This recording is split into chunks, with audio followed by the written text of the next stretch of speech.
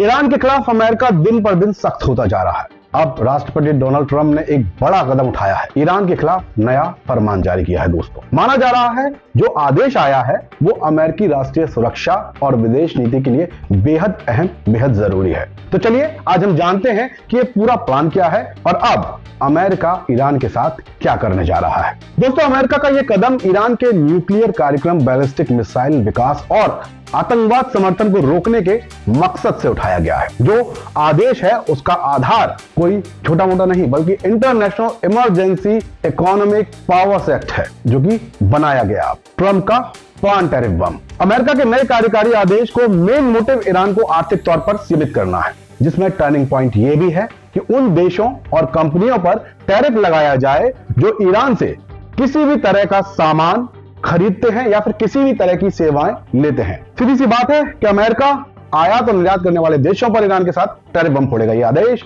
अमेरिकी राष्ट्रीय सुरक्षा, विदेश नीति और आर्थिक हितों की रक्षा पर केंद्रित है। भले ही इसमें विदेश मंत्री, वाणिज्य मंत्री और ट्रेड रिप्रेजेंटेटिव को टैरिफ लगाने को और नियमों को बनाने का पूरा अधिकार है, ताकि ईरान की गतिविधियों पर पूरी तरह से नियंत्रण रखा जा सके और ईरान को काबू करना अमेरिका चाहता भी है। ये कार्यकारी आदेश यानी कि international emergency economic power act और नेशनल मतलब कि अमेरिका का नेशनल इमरजेंसीज एक्ट के तहत आया। ये दोनों कानून राष्ट्रपति को राष्ट्रीय आपातकालीन स्थिति में विदेशी व्यापार पर कड़े नियम लागू करने की शक्ति देते हैं, मतलब कि ट्रंप को टैरिफ बम फोड़ने की। यहाँ एक बात जान लीजिए कि अमेरिका का जो प्रशासन है उसका साफ कहना है कि ईरान जो है उसकी राष्ट्रीय सुरक्षा के लिए एक चुनौती है और इसी आधार पर यह कदम उठाया गया है। आदेश में एक साफ बात की गई है कि ऑथराइजेशन केवल टैरिफ कितना होगा ये तय करने, नियम बनाने और बैन लगाने तक होगा, ताकि अमेरिका के हितों की रक्षा सुनिश्चित हो सके। वैसे तो इस आदेश में संशोधन की संभावना बनी हुई है, लेकिन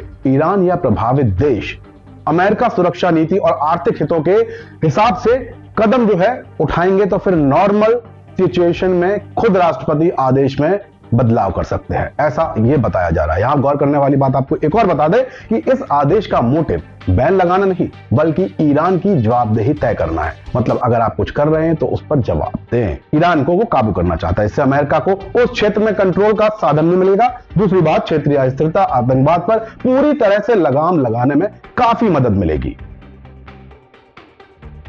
इन सब के बीच गौर करने वाली बात यह भी है कि यह आदेश न केवल अमेरिका बल्कि ईरान के दूसरे देशों के साथ संबंधों पर भी असर डालेगा। इसके साथ ही दुनिया भर के देशों के साथ व्यापारिक संबंध जो है उस पर इसका असर पड़ना लाजमी है। देखना यह भी होगा कि इस कदम के बाद क्या दुनिया भर में जो देश हैं वो ईरान से व्यापार करने में अब कठिनाई होने वाली है, उनको कतराएंगे, क्या करेंगे, उनका कदम क्या होगा, क्योंकि अमेरिका का टैरिफ बम बहुत भारी पड़ता है, ये सबको पता है। अब क्या हो सकता है ये देखने वाली बात होगी।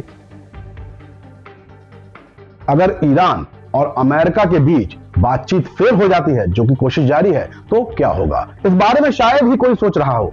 सवाल आता है फिर क्या अब जंग होगी या कोई यूक्रेन और रूस की तरह यहां भी तीसरा मध्यस्थता करने के लिए आगे आएगा, और वो तीसरा कौन होगा ये भी देखना होगा। खैर ये सब तो केवल कयास है। ईरान के पक्ष को देखा जाए तो अगर ऐसा हुआ, बातचीत पूरे होने की बाद वो क्षेत्रीय ताकतों को सक्रिय करने की कोशिश जरूर करेगा, जिससे ट्रंप पर हमले के खिलाफ दबाव बना सके। अब देखना यह है कि इस फैसले पर अमल करने के बाद क्या हालात होंगे। तो फिलहाल आज यही, बाकी कमेंट करके बताएं कि आप अमेरिका की दादागिरी को पर भरोसा करते हैं या फिर ईरान जो जिस तरह के कार्यक्रम न्यूक्लियर चलाता है वो सही है।